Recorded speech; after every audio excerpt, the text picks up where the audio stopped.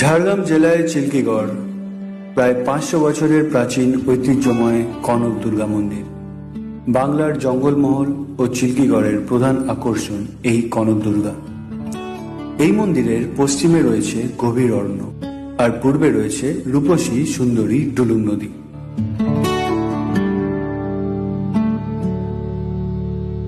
প্রাচীনকালে কোনো এক সময় এই মন্দিরে একটি প্রবল বজ্রপাত হয়, যার ফলে মন্দিরটি সম্পূর্ণভাবে দ্বিখণ্ডিত হয়ে যায় এবং তারই পাশে নবনির্মিত কনক দুর্গা মন্দির স্থাপিত হয়।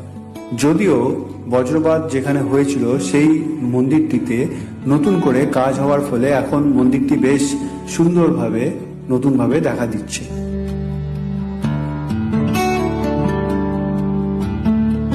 নিজের ব্যস্ত জীবন থেকে ছোট্ট একটা সময় কাটানোর জন্য এখানে কিন্তু আপনারা ঘুরে যেতেই পারেন। এরকম আরো অনেক ভিডিও পেতে চোখ রাখুন